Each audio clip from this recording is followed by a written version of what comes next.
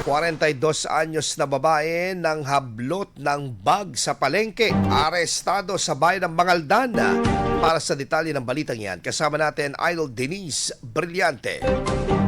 104.7 IFM. Report!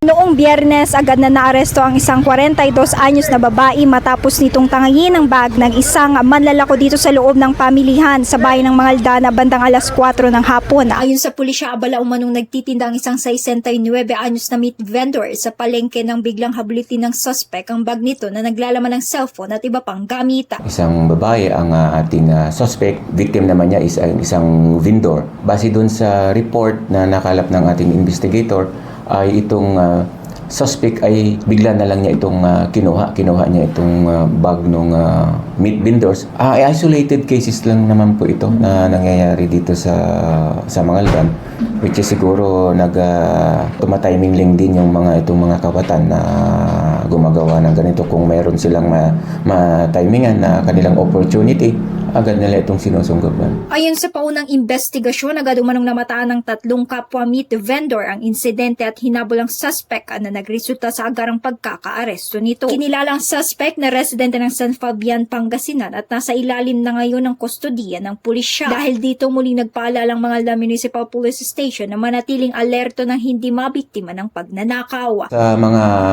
sa mga ating businessman, lalong-lalo na sa loob ng market, huwag nating hayaan na naka-display lang or andyan lang yung ating importanteng gamit. Kasi nga ito, marami lang din diyang tumitiempo ng pagkakataon. Kasama mo mula rito sa IFM News, Dagupan, it's Idol Denise Brillante, Tatak, IFM. IFM News. IFM News. IFM. IFM News.